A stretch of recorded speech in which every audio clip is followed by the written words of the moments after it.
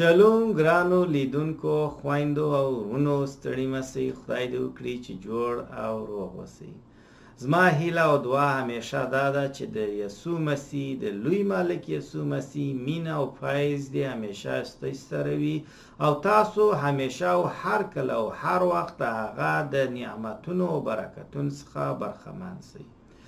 دوستانو دا د مسیحي افغانانو انټرنیټي تلویزیون دی او موږ په دې خپرونه کې هڅه کوو چې تاسو ته د خدای په هکله معلومات درکړو، یعنی هغه خدای چې پر هغه باندې مسیحیان باور لري، یعنی دا چې آیا مسیحیان پر خدای باندې باور لري که آیا مسیحیان پر هغه یو او واحد خدای باندې باور لري که یا دا چې د مسیحیانو عقیده باور او ایمان پر خدای باندې څه دی. دوستانو موږ غواړو چې د مسیحیانو د کتاب څخه چې د سپیڅلي کتاب په نامه یادیږي د هغه څخه موږ تاسو ته ووایو، یعنی ولولو او د دې موضوع په هکله خبرې وکړو. دوستانو په سر کې زه غواړم دا ووایم چې مسیحیان یا د مسیحیانو عقیده یا باور دا دی چې مسیحیان پر یو واحد خدای باندې باور لري، هغه خدای چې د ټولو شیانو یعنی د مځکو د اسمانونو د ټولو کائناتو خالق یا پیدا کوونکی دی. مسیحیان پر هغه واحد خدای باندې باور لري، یعنی مسیحیان پر یو خدای باندې باور لري، نه پر درو خدایانو باندې. دا خبره باید چې همدلته واضح شي. نو په سر کې دا خبره واضح شوه چې مسیحیان پر یو واحد خدای باندې باور لري او مسیحیان هم پر یو واحد خدای باور لرونکي دي، یعنی یکتا پرسته ایمانداران دي. دوستانو موږ پر هغه خدای باندې باور لرو چې هغه د مینې خدای دی، هغه د جنگونو او د جګړو خدای نه دی. موږ پر هغه خدای باندې باور لرو چې هغه د سولې خدای دی. موږ پر هغه خدای باندې باور لرو چې هغه د مرکو، هغه د خیرونو، هغه د نیکو شیانو، نیکو خبرو خدای دی. هغه خدای چې نیک شیان او ایمانداران ته ورزده کوي او نیک خبرې، ښې خبرې او خلکو ته کوي، نه هغه خدای چې خلک وجې ته هڅوي چې تاسو ولاړ سئ او زما دپاره جهد او جهاد وکړي، ځانونه ووژني او نور خلک زما دپاره ووژني. یعنی دا بدې خبرې زموږ په خدای کښې نشته، ځکه چې خدای بدې خبرې نشي کولی. نو دوستانو دلته یو کتاب دی او دغه کتاب د مسیحیت څه ته وایي، مسیحیت څه ته وایي، دغه کتاب د مسیحیت څه ته وایي په نامه دی او دا د مسیحیانو د عقیده او باور په هکله دی دغه کتاب. او دلته د دغه کتاب په 2مه صفحه کې داسې لیکل شوي چې مسیحیان پر هغه واحد خدای ایمان لري چې د ځای او وخت په قید کې محدود نه دی، نه اول لري نه آخر، هغه ازلی او ابدی دی. هغه خدای چې یو او واحد دی، هغه خدای چې د مکان او د زمان یعنی د ځای او د وخت په قید کې محدود نه دی، هغه خدای چې اول او اخیر نه لري، هغه خدای چې ازلی او ابدی دی. موږ پر هغه خدای ایمان لرو چې پر هر څه خبر دی او د ټولو قدرتونو خاوند دی او ټول لیدونکي او نه لیدونکي شیان یې د هغه د کلام په واسطه منځته راغلي دي.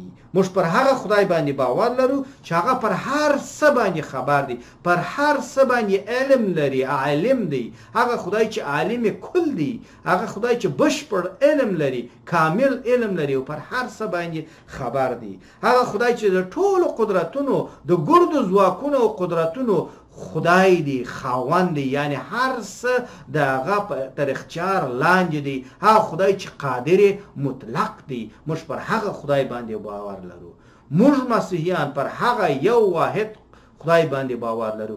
مسیحیان پر هغه خدای باندې باور لري چې د وخت او مکان یعنی د وخت او د ځای په قید کې محدود نه دی. مسیحیان پر هغه خدای باندې باور لري چې هغه اول او اخیر نه لري. مسیحیان پر هغه خدای باندې باور لري چې هغه ازلی او ابدي دی. مسیحیان پر هغه خدای باندې باور لري چې هغه د ټولو قدرتونو مالک او خاوند دی. مسیحیان پر هغه خدای باندې باور لري چې ټول شیان که هغه لیدونکي دي چې لیدل کیږي او هغه شیان چې نه لیدونکي دي یا نه لیدل کیږي هغه د ټولو خالق دی او دا ټول شیان خپل د کلام یعنی د خبرو په واسطه خلق دی. هغه خدای چې د ټول شیانو خالق او پیدا کوونکی دی او خپل د خبرو په واسطه یعنی د ویناو په واسطه دغه ټول شیان پیدا کړي. هغه خدای چې د ټولو شیانو خالق او پیدا کوونکی دی او هغه خدای چې پر ټولو شیانو باندې عالم دی، خبر دی، علم لري. بیا دا کتاب وایي که څوک لږ عقل ولري اسمان، لمر، سپوږمۍ او ستورو ته وګوري او هڅه وکړي چې د لوی خدای د پیدایښت لویوالی او جلال حتی یو برخه هم درکړي نو خامخا به له داود نبی سره هم غږی سي او وبوي اسمانونه د لوی خدای جلال او لویی څرګندوي او فلک د لاسونو عمل بیانوي. دا د زبور په کتاب کې نوشته دی یا لیکل شوی دی. دوستانو موږ پر هغه خدای باندې باور لرو چې هغه قادر مطلق دی، هغه واحد دی، یکتا دی، یو واحد خدای دی. هغه پر هر څه باندې قدرت لري. دوستانو دا ډېر یو ښه کتاب دی او د مسیحیت پوره معلومات، بشپړ معلومات په دې کې سته، البته په مختصره یا په لاند ډول سره د مسیحیت د بیلابیلو موضوعاتو په هکله دلته معلومات ورکړل شوي. خو ښه نو دوستانو دا خو هغه خبرې وي چې په دغه کتاب کې چې د مسیحیت څه ته وایي په نامه لیکل شوي. خو زه غواړم چې د مسیحیانو د کتاب څخه یعنی هغه کتاب چې د سپیڅلي کتاب په نامه یادیږي د هغه کتاب څخه تاسو ته ووایم چې آیا په رښتیا سره مسیحیان پر یو واحد خدای باندې باور لري؟ هغه خدای چې د ټولو شیانو پیدا کوونکی او خالق دی. آیا دا خبره رښتیا لري؟ مسیحیانو پر رښتیاګو سره دا خبره کوي؟ او دوستانو د مسیحیانو په کتاب کې یعنی په سپیڅلي کتاب کې د سپیڅلي کتاب د خروج برخه په 20 فصل کې داسې راغلي چې دلته هغه لاس حکمونه یعنی د شریعت حکمونه، هغه حکمونه چې خدای و موسی ته ورکړي هغه حکمونه دلته ذکر شوي. دلته څه وایي؟ لاس حکمونه. د هغو لاس حکمونه څخه هغه لاس حکمونه چې مسیحیانو د هغه اطاعت کوي، هغه لاس حکمونه چې د مسیحیانو لپاره ډېر ارزښت لري او محترم دي، هغه لاس حکمونه چې مسیحیان د خپل اساسي حکمونه بولي او د هغه پر هغه باندې عقیده لري او د هغه څخه اطاعت کوي، هغه لاس حکمونه کوم دي؟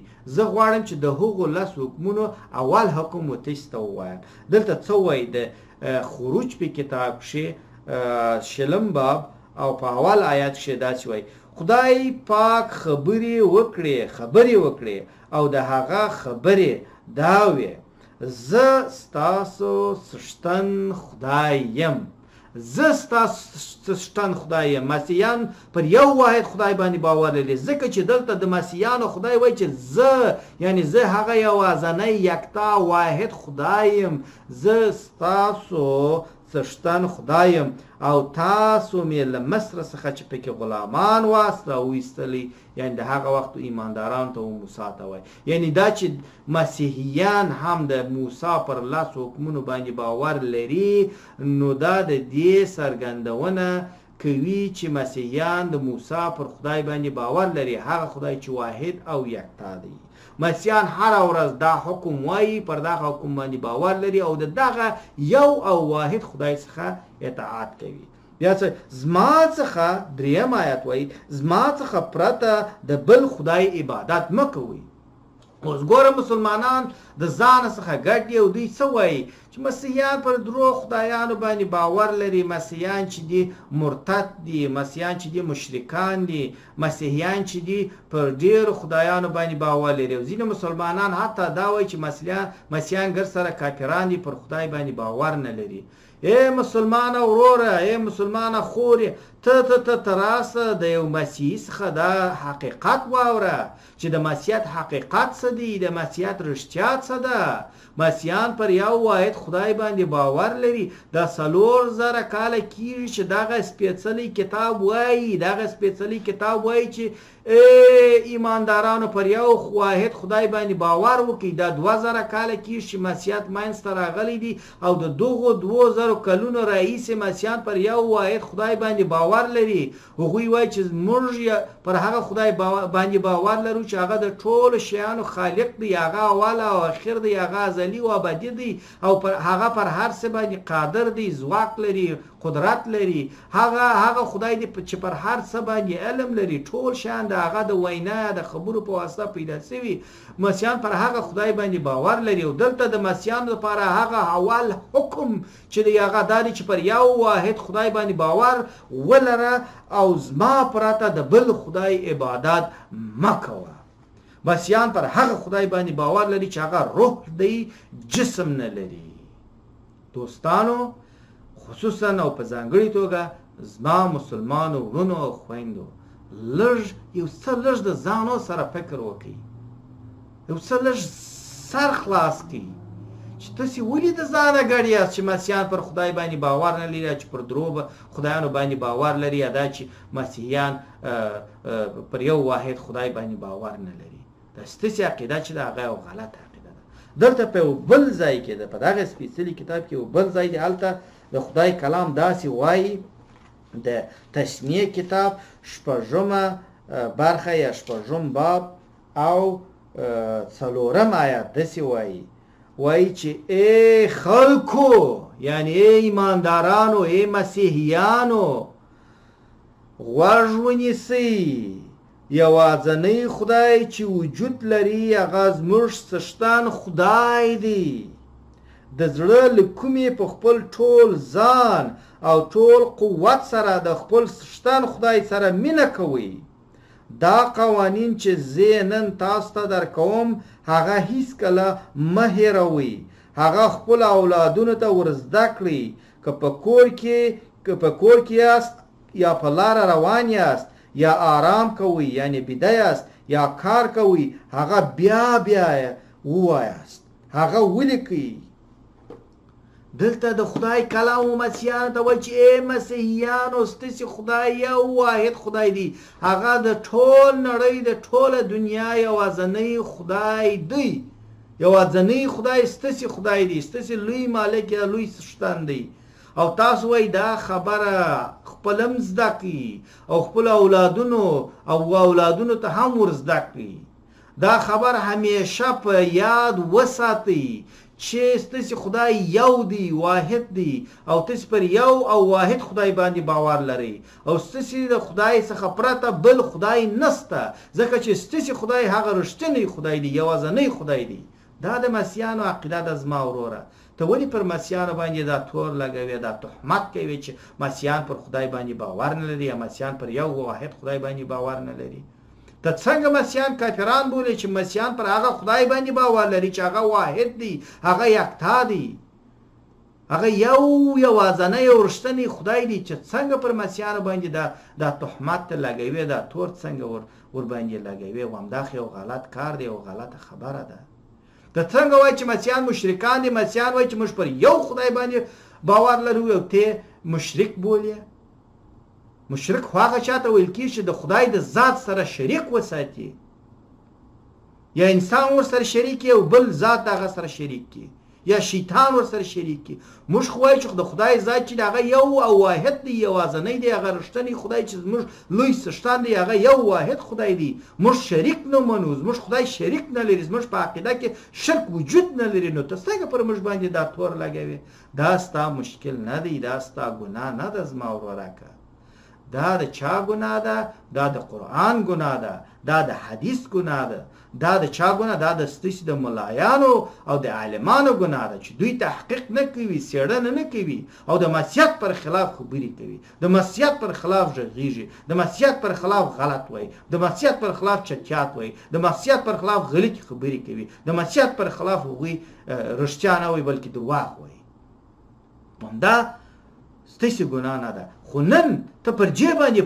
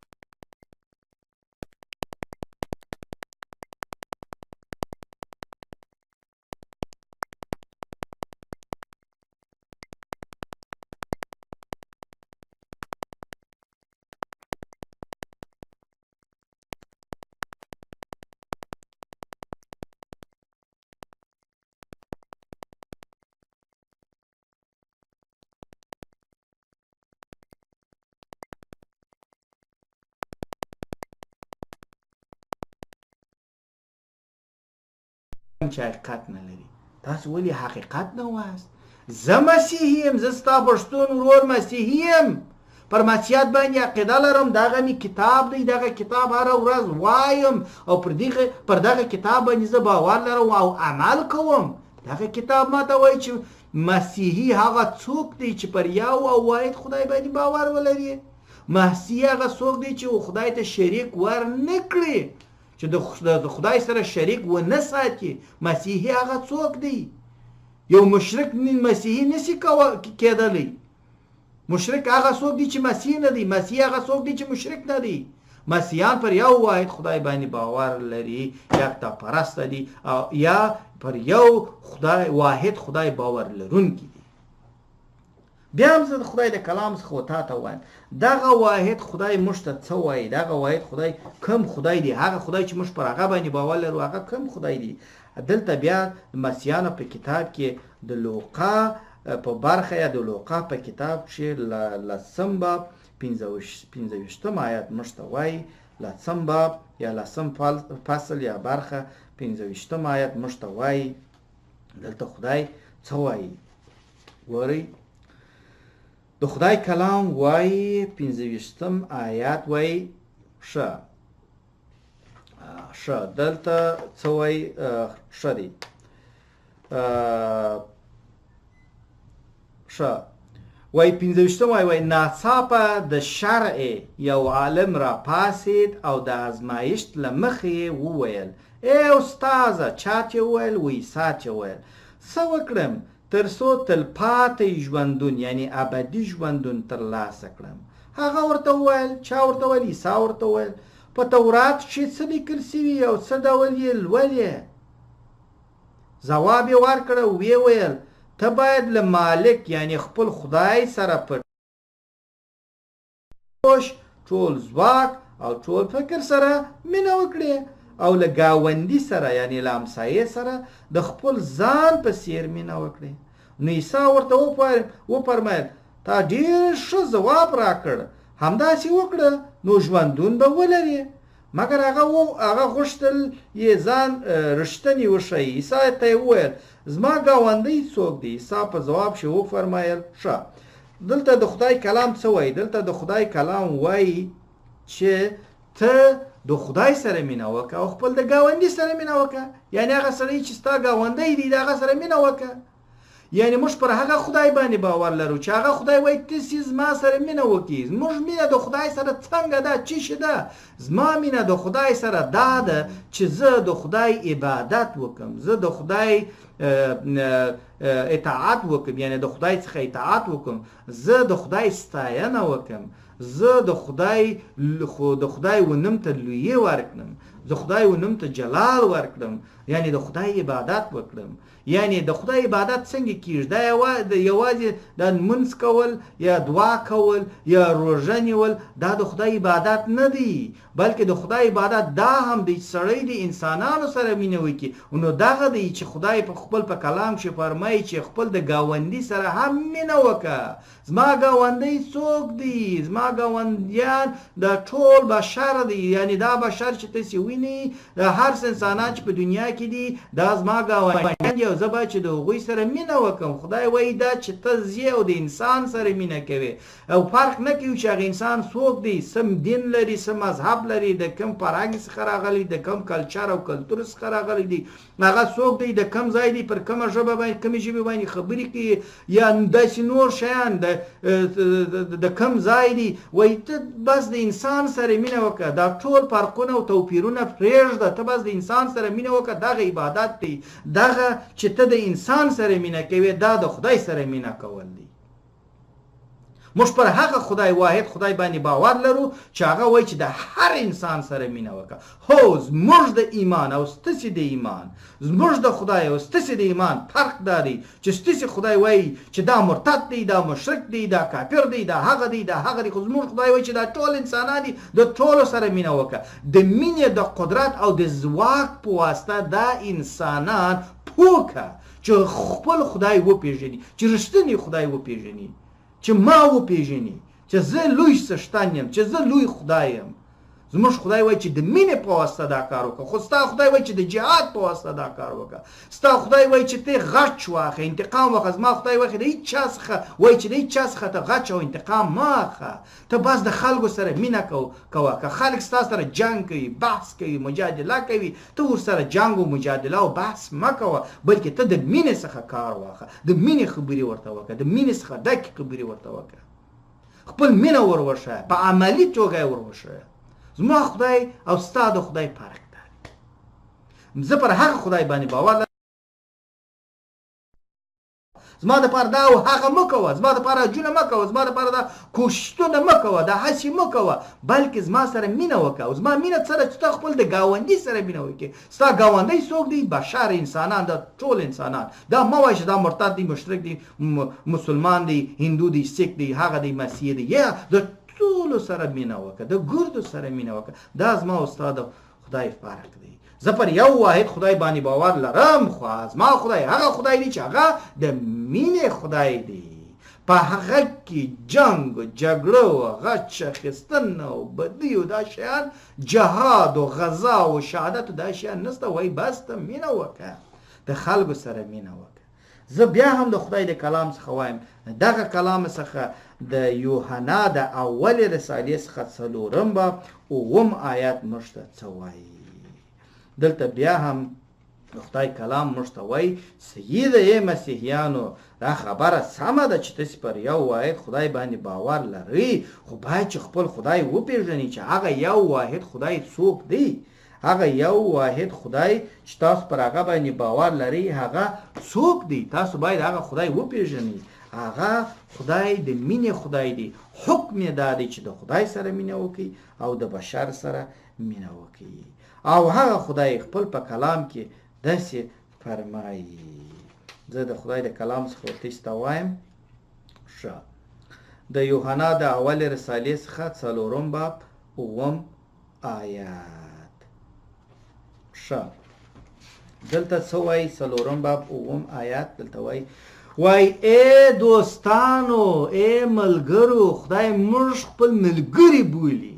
نو چې زما بندگانو بنده چی شدی؟ موږ د خدای بندگان نه یو، موږ د خدای خادمین یو، موږ د خدای دوستان یو. خدای موږ خپل دوستان بولي نه خپل بندگان. خلک چې مجبور دي دا او هغه وکړي. خدای وایي تاسې زما ملګري یاست. بیا خدای څه وایي؟ موږ باید یو له بل سره مینه وکړو. انسانان باید چې یو له بل سره مینه وکړي، ځکه چې مینه د خدای له لورې ده. مینه د خدای له لورې ده. مینه د خدای د خوا څخه ده. او هر څوک چې مینه کوي هغه له خدای څخه یا له خدایه یا د خدای څخه زیږېدلی او خدای پیژني. مطلب دا دی زیږېدلی دا دی چې سړی د خدای څخه پیدا کېږي. مطلب دا دی چې هغه د خدای څخه دی، هغه خدای پیژني. مطلب دا دی وایي هر هغه څوک چې مینه کوي هغه خدای پیژني. نه ده چې دا خلک جهادونه کوي، د خلک څخه کرکه او نفرت لري او خلک شیطانان او مرتدان او مشرکان او کافران او داسې نور بولي. یا وایي هغه سړی چې د نور سره مینه کوي، د انسان سره مینه کوي، انسان خپل ورور بولي، هغه وایي خدای پیژني. او بیا وایي څوک چې مینه نه کوي هغه خدای نه پیژني. ای مسلمان وروره، ای ورورکه، ای خورې، ته چې د انسانانو سره ضد لري او سړی ویني وایي چې دا کافر دی، دا شین کافر دی، ته وایي چې دا مرتد دی، دا مشرک دی، دا نه اهل دی، دا چش دی، دا هغه دی. ورورکه خورې وایي څوک چې د انسان سره مینه نه کوي خدای نه پیژني. اوس ته چش کې په ځان خبر یې که نه یې؟ ته د خدای په خاطر د خلکو سره دغه کې نفرت کې، د خدای په خاطر یا د خدای د پاره چې د دې د پاره چې خدای خوشاله کې ته زی د خلکو څخه نفرت کوي، د خلکو سره مینه نه کوي، خلک شین کافران بولي. همدا غلطه خبره ده. دا څه وایي؟ وایي څوک چې د انسان سره مینه نه کوي هغه خدای نه پیژني، ځکه چې خدای محبت دی. ځکه چې خدای محبت دی. دوستانو خدای محبت دی، خدای مینه ده. موږ پر هغه خدای باندې باور لرو چې هغه د مینې او د محبت خدای دی. موږ پر هغه خدای باندې باور لرو چې هغه موږ ته وایي چې د خدای سره مینه وکړو او د بشر سره، د ټول بشر څخه د الف څخه نیولې بیا تر یا پورې وایي د ټولو سره مینه وکړي. موږ پر هغه خدای باندې باور لرو، موږ مسیحیان پر هغه خدای باندې باور لرو چې هغه واحد، یکتا او یو دی. هغه لوی څښتن، لوی خالق، لوی مالک دی. هغه پر ټول شیانو باندې علم لري، ټول شیان د هغه په واسطه پیدا سوي، خلق سوي. هغه پر هر څه باندې قادر دی، پر ټولو شیانو باندې قدرت لري، قادر مطلق دی. موږ پر هغه خدای باندې باور لرو او هغه خدای روح دی، جسم نه لري. هغه خدای په هر ځای کې موجود دی. هغه د ځای او د وخت په حدود کې محدود نه دی. یعنی هغه موږ پر داسې یو خدای باندې باور لرو چې هغه په هر ځای کې حضور لري، شتون لري، په هر ځای او په هر وخت. دوستانو زما ګرانو وروڼو او خویندو، ګرانو لیدونکو، نن دا خبره دلته ثابته سوه، واضحه سوه چې مسیحیان پر یو واحد خدای باندې باور لري. مسیحیان مشرکان نه دي، مسیحیان مشرکان نه دي. او کچیر یو مسیحی پر یو واحد خدای باندې باور ونه لري هغه مسیحی نه دی.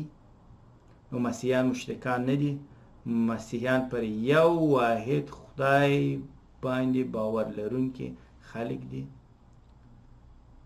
مسیحیان پر هغه خدای باندې باور لري چې د ټول شیانو قادر او مالک دی، خالق دی، پر هر څه باندې عالم دی، اول او آخر دی، په ظاهر او باطن باندې پوهیږي، یعنی عالم دی پر هر څه باندې. او د ټولو شیانو اختیار او کنټرول د هغه تر لاس لاندې دی او هغه پر هر څه باندې پوهیږي. هغه د مینې خدای دی، هغه د محبت خدای دی. هغه خدای وایي چې تاسو د خدای سره مینه وکړئ او د بشر سره مینه وکړئ. او کله چې تاسو د بشر سره مینه او محبت کوئ، دا ستاسې مینه او خدای سره ښیي. دا چې تاسو د بشر سره مینه کوئ، دا دغه مینه ستاسې دا خبره ښیي چې تاسو د خدای څخه اطاعت کوئ او د هغه سره مینه کوئ. هغه خدای وایي څوک چې مینه نه کوي هغه خدای نه پیژني. هغه خدای وایي که چیرې یو سړی مینه نه کوي او پر محبت باندې باور نه لري، هغه ایماندار نه دی، ځکه چې خدای مینه محبت دی. او څوک چې غواړي پر خدای باندې ایمان راوړي، هغه باید چې پر مینه او محبت باندې باور ولري او په عملي توګه د خلکو سره مینه او محبت وکړي. مننه دوستانو، زموږ خپرونه همدلته پای ته رسیږي او زه به حتما کوشش کوم او هڅه به کوم چې د مسیحیت او د مسیحیانو د عقیدې او د باور په هکله ورته نور هم معلومات درکړم او په تر څو ستاسې سرونه خلاص شي او دا غلطې خبرې او دا چټیات او د درواغ چې ملایان او د ستاسې اسلامي عقله په باره کې وایي، تاسې پوه شئ چې دا ټول چټیات او درواغ دي. او زه به هڅه وکړم چې تاسې پر حقیقت باندې پوه کړم او تاسې په رښتیا باندې پوه شئ او بیا تصمیم او پرېکړه ستاسې ده چې تصمیم او پرېکړه ونیسئ چې پر حقیقت باندې باور کوئ یا ځانونه په درواغو باندې غولوئ. هغه نو بیا ستاسې کار دی. او زه باور لرم چې پښتون هیڅکله هم دا کار نه کوي. پښتون هغه چاته ویل کېږي چې هغه پر حقیقت باندې ودرېږي او د درواغو پر ضد مبارزه وکړي. پښتون هغه چاته ویل کېږي چې کله درواغ ورته دغسې وښکاره شي او حقیقت ور معلومه شي، نو هغه پر حقیقت باندې درېږي، نه پر درواغو باندې. دا اسلام چې دی نه د پښتنو د پاره کوم میراث دی او نه 1400 کاله در مخه کوم پښتون مسلمان په دنیا کې شتون درلود یا موجود و. 1400 کال کې چې پښتانه په دغه رنځ یا په دغه مریضي اخته سوي، خو موږ دعا کوو چې مسیحیت چې زموږ پښتانه ورونه او خویندې دغه اسلام د رنځ او د مریضي څخه دغسې ناروغۍ څخه خلاصون پیدا کړي او په دې پروسه کې موږ در سره یو او موږ به هڅه وکړو، کوشش به وکړو چې تاسو ته حقیقت در وښیو او حقیقت در ښکاره کړو. دوستانو، زموږ خپرونه همدلته پای ته رسیږي او تر بلې خپرونې پورې چې بیا هم ستاسې خدمت ته حاضرېږو. تاسې و مسیح ساته سپارو، مسیح سه او مل سه زموږ سره اوسئ او زموږ خپرونې وګورئ او لایک کړئ او خپل د انډیوالانو او ملګرو سره یې شریک کړئ. مننه، ورځ مو په خیر. آمین.